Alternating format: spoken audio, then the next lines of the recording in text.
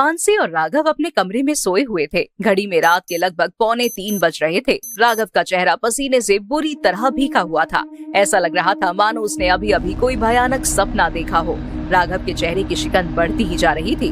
उसकी सांसें अचानक भारी हुई और हाफता हुआ वो नींद से जागकर अपने बिस्तर पर बैठ गया। नहीं है, कोई नहीं है, कोई नहीं है, सब वहम है मेरा। उसकी आवाज सुनकर मानसी की भी नींद टूट गई। क्या हुआ तुम्हें? तुम ठीक तो हो ना? मुझे बचा लो। यहाँ पर हमारे अलावा कोई नहीं है राघव, और कोई नहीं मारेगा तुम्हें। पता नहीं किस बात से तुम इतना घबरा रहे हो। देखो सब कुछ बिल्कुल ठीक है। तुम भगवान का नाम लो और सो जाओ, और मैं तो तुम्हारे पास हूँ ही ना, कुछ नहीं होने दूंगी तुम्हें। मानसी ने राघव के सर पर हाथ फेरा और उसे सुला दिया। मानसी राघव की गर्लफ्रेंड थी। 6 महीने पहले राघव और मानसी एक पार्टी में मिले, धीरे धीरे दोस्त बने और फिर उनकी दोस्ती प्यार में बदल गई।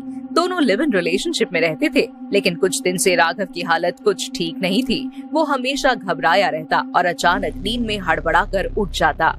अगली सुबह राघव ऑफिस जाने के लिए तैयार हुआ। घर के बाहर उसकी गाड़ी पार्क थी। उसने जैसे ही गाड़ी का दरवाजा खोला तो अंदर का नजारा देखकर वो बुरी तरह डर गया। उसकी ड्राइविंग सीट पर एक मुर्गी की कटी हुई गर्दन और उसका धड़ गिरा हुआ था, और पूरी सीट पर खून ही खून फैला हुआ था। ये देखकर राघव जोर से चिल्लाया और सीधा घर के अंदर भागा। राघव क्या हुआ तुम्हें? तुम इतना डरे हुए क्यों हो?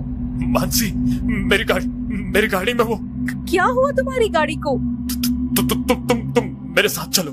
राघव मानसी को बाहर लेकर गया, लेकिन जब उसने मानसी को गाड़ी का दरवाजा खोलकर दिखाया तो अंदर कुछ भी नहीं था। यहाँ तक कि खून के छींटे भी सीट पर नहीं लगे थे।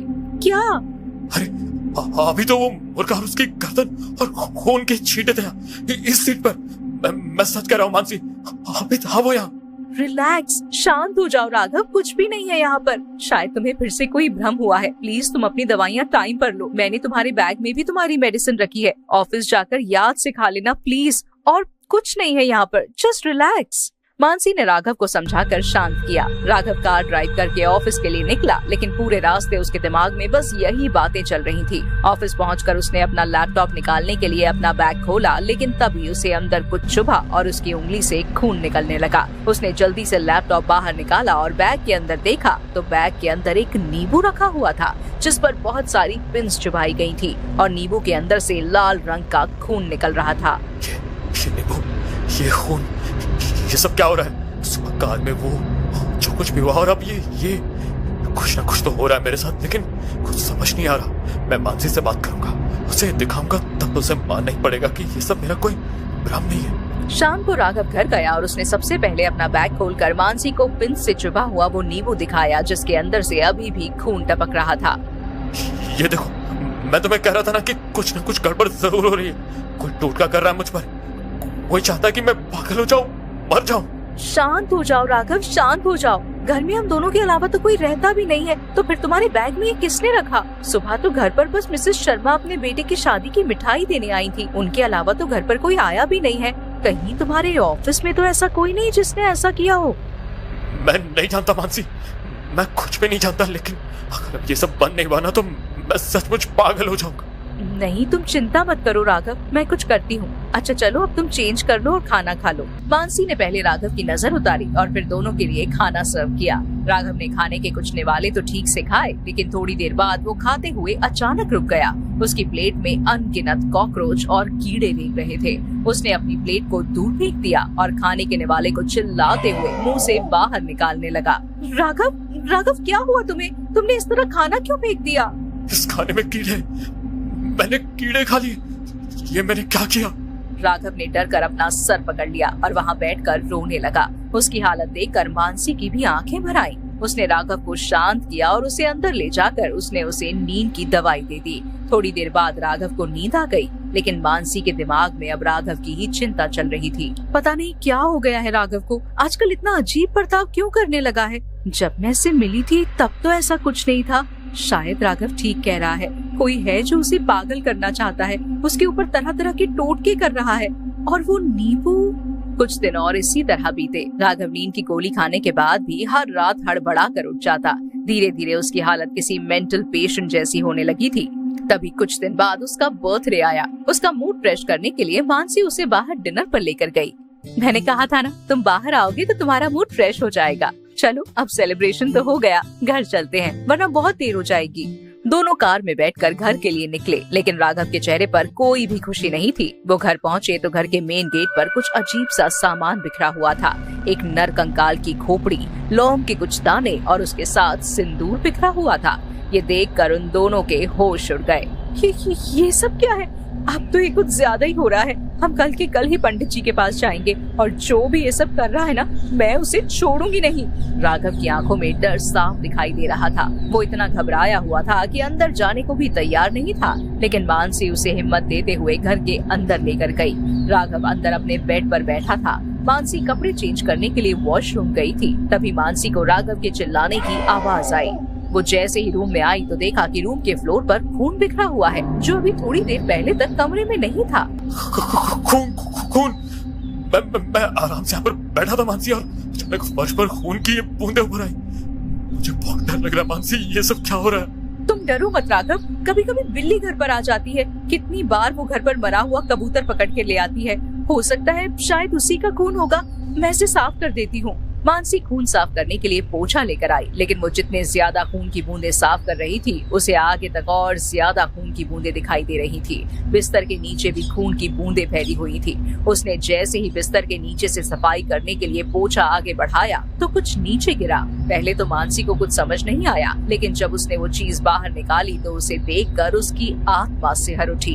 एक काले रंग की वूडू डॉल किसी ने राघव के बिस्तर के नीचे कील से गाड़ी हुई थी और उसके भीतर अनगिनत पिन्स चुभाई गई थी। मानसी ने जैसे ही एक पिन को बाहर निकाला तो राघव दर्द से चिल्ला उठा। मत करो मानसी, सब बच्चों, मुझे दर्द हो रहा है। राघव की हालत देखकर मानसी की आंखों में आंसू आ गए। उसने वो वूडू डॉल संभाल कर रख दी, लेकिन पूरी रात वो सो नहीं पाई। अगली सुबह राघव के उठने से पहले ही वो घर के बाहर गई और थोड़ी देर बाद वापस आई तो देखा कि राघव बुरी तरह से चिल्ला रहा है। वो दौड़ती हुई कमरे के अंदर गई तो राघव को देखकर उसके रोंगटे खड़े हो गए। राघव ने कमरे का आईना तोड़ दिया था और वो खुद के शरीर पर ही उन कांच के टुकड़ों से घाव कर रहा था। वो पागलों की तरह चिल्लाते हुए खुद को मारे जा रहा था। राघव ये क्या कर रहे हो तुम? ये क्या किया तुमने? मैं बस तुम्हारे लिए मंदिर से रक्षा सूत्र लेने गई थी और ये सब क्या हो गया? इस आईने के उस पार कोई खड़ा था मानसी, मुझे मारना चाहता था वो, इसलिए मैंने आईने को तोड़ दिया मैंने। राघव की हालत देखकर मानसी के आंसू रुकने का नाम नहीं ले रहे थे। उसने रोते हुए जल्दी से राघव कलाई पर सबसे पहले रक्षा सूत्र बांधा और उसके बाद उसके घावों को साफ करके उसकी बैंडेज की। अगले 2-3 दिन तक सब कुछ ठीक रहा, लेकिन चौथे दिन जैसे ही राघव ने ऑफिस जाने के लिए गेट खोला तो उसके दरवाजे पर फिर से उसे एक वूडू डॉल दिखाई दी, जिस पर उसी तरह पिन्स चुभाई गई थी और उसके चारों तरफ 4 कटे हुए नींबू बिखरे हुए थे और उनके अंदर से वैसा ही लाल खून गिर रहा था। उसी समय राघव की कलाई से उसका रक्षा सूत्र भी वहीं पर टूटकर गिर गया, लेकिन उस दिन के बाद लाख कोशिश करने के बाद भी राघव की हालत में सुधार नहीं हुआ। वो बस पागलों की तरह बैठकर अंधेरे कमरे में दीवार को घूरता रहता और मानसी जब भी उसके पास जाती तो वो उसे बड़े ही भयानक तरीके से देखता और जोर जोर से हंसने लगता। तू बचाएगी मुझे? नहीं, मुझे कोई नहीं बचा सकता। तुझे पता है, बस 3 दिन है मेरे पास, बस 3 दिन है मेरे पास, और 3 दिन के बाद मैं मर जाऊंगा। अब मैं ये सब नहीं संभाल सकती। मैं आज ही राघव के घर वालों को कॉल कर दूंगी। मुझे कुछ भी करके राघव को बचाना होगा। मानसी ने राघव के घर वालों को कॉल किया। वो गांव में काफी दूर रहते थे तो राघव के पास पहुंचते पहुंचते उन्हें लगभग 2 दिन लग गए। 2 दिन बाद वो घर आए तो घर की डोरबेल बजी। मानसी दरवाजा खोलने ही गई थी, तभी उसे अंदर से राघव की चीख सुनाई दी। वो सभी जल्दी से दौड़कर अंदर कमरे में गए तो राघव अंदर नहीं था, लेकिन वॉशरूम से पानी चलने की आवाज आ रही थी। उन्होंने अंदर जाकर देखा तो राघव ने अपना सर वॉश बेसिन के कांच में दे मारा था। पूरे बाथरूम में उसका खून फैला हुआ था। उन्होंने उसे जैसे तैसे करके बाहर निकाला, लेकिन जब तक वो उसे अस्पताल लेकर गए तब तक राघव अपनी आखिरी सांसें ले चुका था, लेकिन अभी भी उसके चेहरे पर एक भयानक मुस्कान थी। उसके घर वालों का रो रो कर बुरा हाल था। मानसी की आंखों में भी आंसू थे। वो ये सब कुछ सह नहीं पा रही थी कि जिस लड़के के साथ उसने शादी करने के सपने देखे थे वो इस तरह चल बसा। मानसी खुद को संभालते हुए अस्पताल से बाहर आई, लेकिन तभी उसने अपने हाथ की तरफ देखा और मुस्कुराने लगी। उसके हाथ में वही वूडू डॉल थी जिसका चेहरा बुरी तरह से खराब हो चुका था। तुझे क्या लगा मेरी बहन की जिंदगी बर्बाद करके तू आबाद हो जाएगा? प्रेग्नेंट थी वो और तूने उसे अपनाने से इनकार कर दिया। तेरी वजह से मेरी बहन को मरना पड़ा। नहीं सह पाई वो ये सब, और देख आज मेरे हाथों तू भी मारा गया। कितना सुकून मिला है मुझे आज। मेरी बहन का बदला पूरा हुआ। अब उसकी आत्मा मुक्त हो पाएगी, लेकिन तेरी आत्मा को तो शायद मरने के बाद भी मुक्ति नहीं मिलेगी।